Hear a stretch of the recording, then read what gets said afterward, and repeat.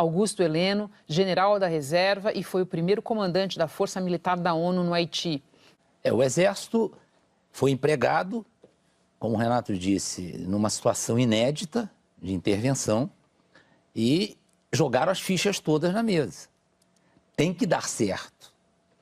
E o que se espera é que o Exército tenha uma sustentação jurídica e situação operacional que lhe proporcione condições para fazer tudo aquilo que ele é capaz de fazer. O Exército passou 13 anos no Haiti, trabalhando em circunstâncias bastante difíceis. Era uma intervenção, só que era uma intervenção em busca de paz, uma missão de paz, e nós sabemos operar. Agora, nós precisamos ter flexibilidade, nós precisamos ter mobilidade, precisamos ter um respaldo jurídico. E eu tenho muito medo de que isso não aconteça. Não gostei de algumas colocações que foram feitas ontem quando anunciaram a intervenção. Uma delas que me chamou muito a atenção é que o Exército, isso foi dito mais de uma vez, que o Exército não terá poder de polícia. Isso merece, inclusive, que o Poder Judiciário, até o próprio Supremo Tribunal Federal, assuma essa responsabilidade e bote até o plenário lá e vote para que o Exército tenha poder de polícia durante essa intervenção. Senão, nós vamos continuar no mesmo. Se nós não mudarmos o perfil operacional do que está acontecendo no Rio de Janeiro, nós não vamos ter sucesso. E aí é um risco muito grande, que como o próprio Renato disse, é no Brasil inteiro. Nós estamos vivendo essa situação no Brasil inteiro. O Renato falou, aconteça, é curto, né? É 31 de dezembro, nós temos 10 meses para fazer isso, né? É curto. Além disso, é preciso levar em conta que decidir pela intervenção é sinalizar com uma ação de choque, né? Então, eu ontem ponderei que se eu fosse convidado, não aceitaria, não sou voluntário. Mas se por acaso eu fosse o interventor, 3 coisas que eu ia pedir e que talvez não aceitasse, mais ainda, se não me fossem concedidas. Primeiro, regras de engajamento. O que são regras de engajamento? É a maneira de operar. A nossa regra de engajamento no Haiti era uma regra de engajamento altamente flexível, que dava ao comandante da cena, não era o comandante geral, o comandante da cena onde estava acontecendo aquilo, o poder de ferir e chegar ao ferimento letal daquele sujeito que tivesse ato ou intenção hostil. Ou seja, um sujeito armado de fuzil, assaltando, roubando carga, ele passa a ser um alvo. E a partir daí eu posso eliminá-lo.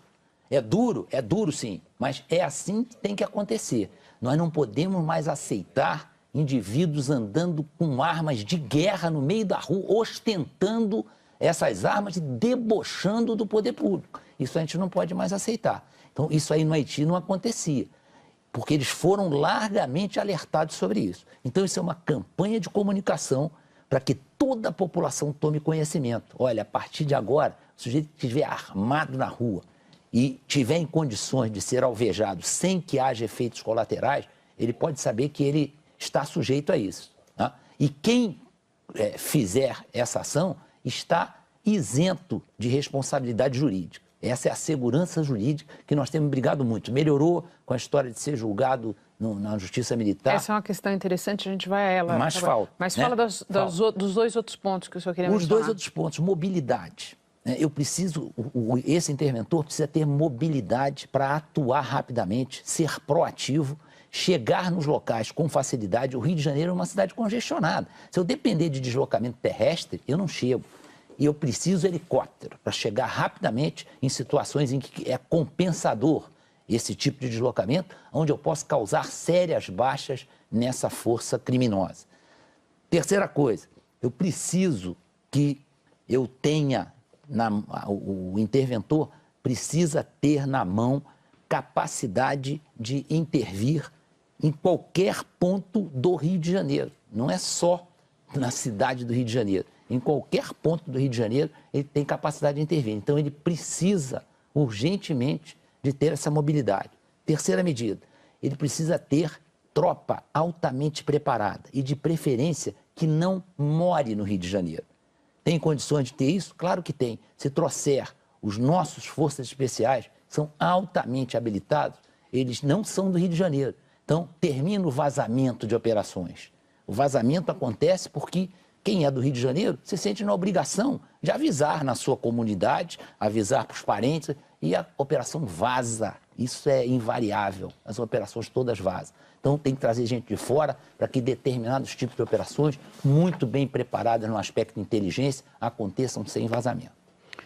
A gente vai conseguir fazer com que o sistema prisional de fato puna e não seja um mero escritório recrutador de mão de obra para o crime organizado? E aí, acho que essas são questões que a intervenção não vai resolver. Não. E de alguma forma... Isso que forma... o Renato está falando é a área do judiciário, é outra área que a gente tem que pedir, pelo amor de Deus, para o Poder Judiciário entender a situação que o Brasil está vivendo e modificar algumas posturas, a progressão da pena, né? A liberdade condicional, tudo isso hoje é altamente questionado. A sociedade está pedindo que isso seja revisto, porque estão evidentes os prejuízos causados à nação com o procedimento que é adotado hoje nesses aspectos. E nós não estamos prendendo quem efetivamente comete crimes violentos. Isso. Exato. E estamos prendendo... Não estamos prendendo, não. Quando prende, solta. Não, mas ainda não, acaba não prendendo, porque só por volta de 13% nos últimos 15 anos... Solução de casos de homicídio? De 15%, 13%, 15%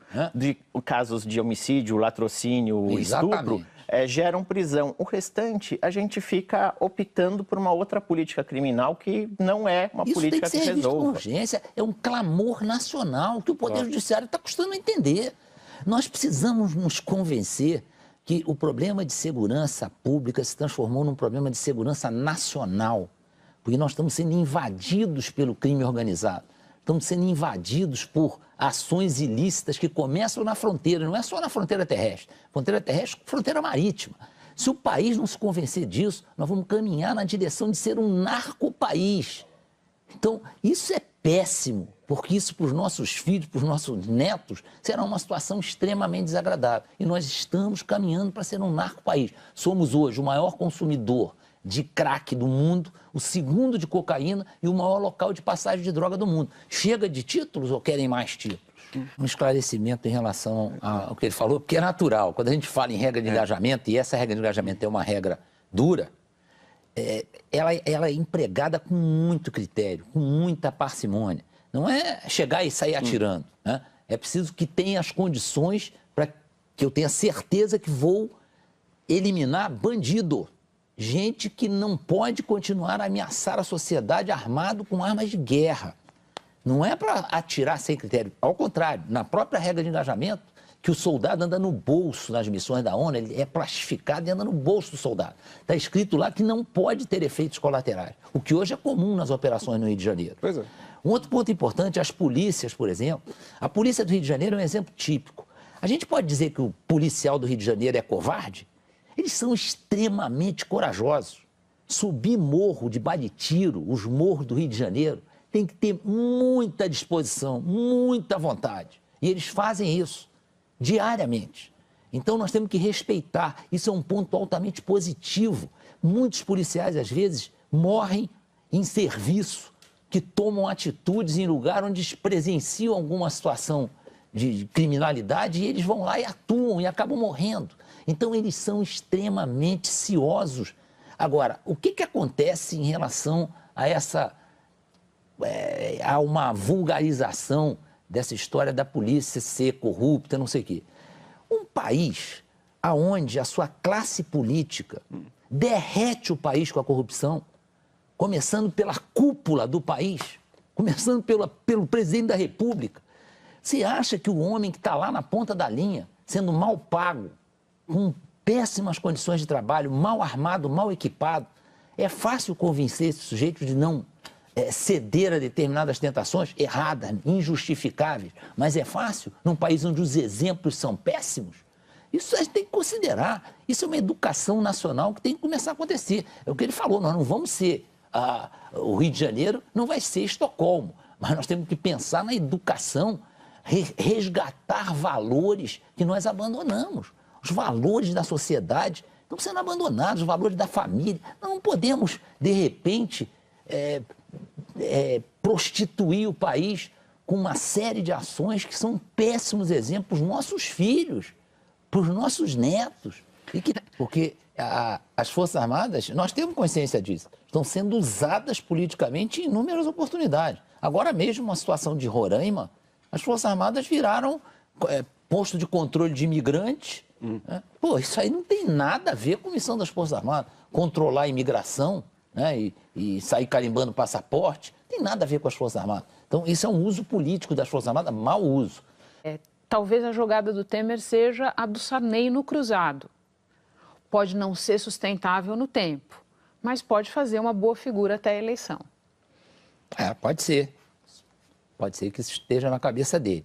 Eu só queria esclarecer o que eu disse aqui, que nós sabemos que estamos sendo usados politicamente, porque é natural a pergunta de quem está ouvindo, por que vocês aceitam? Por dois motivos. Primeiro, que o presidente da República é o comandante supremo das Forças Armadas. Então, nós vamos questionar cada ato do presidente da República, se é político, se é operacional, se aquilo é missão do Exército, se não é, porque nós vamos criar uma situação insustentável. E depois, porque as nossas Forças Armadas, graças a Deus, têm um espírito de cumprimento de missão que é da nossa absoluta... Nós não abrimos mão disso. No momento que a gente recebe uma missão, nós vamos cumprir. Talvez até depois a gente possa discutir com quem pagou essa missão, se aquela é uma missão compatível, se tinha meios, mas nós vamos cumprir a missão. Isto é muito importante. Isso neutraliza um pouco esse medo que às vezes aparece disso aí ser um aperitivo de uma intervenção militar. A nova geração de oficiais não tem isso na cabeça. Hoje as Forças Armadas são as instituições mais democráticas do país. Eu desafio que alguém conheça a instituição hoje no Brasil mais democrática que as Forças Armadas. Nós não precisamos de cota, de nada disso, já está tudo cumprido no dia a dia da gente. Então, as instituições militares hoje são altamente democráticas. Agora, tem isso na cabeça. Vão cumprir a missão. E vão cumprir da melhor maneira possível. O ponto também que eu queria ressaltar é que esse decreto da intervenção tem um aspecto positivo, é a centralização do comando. Porque ter um centro de comando e controle é fundamental. Só que ali eram cooperações, né? Hoje não, hoje vai ter um comandante. Hoje já o Braga Neto é o comandante. O centro de comando e controle é um órgão de assessoramento dele e ele vai decidir. Não é aquela coisa, vai para o centro de comando e controle, todo mundo dá palpite, não. Todo mundo dá palpite, apresenta uma linha de ação e ele vai decidir. Isso é uma mudança muito importante. Isso é um aspecto altamente positivo do decreto de intervenção.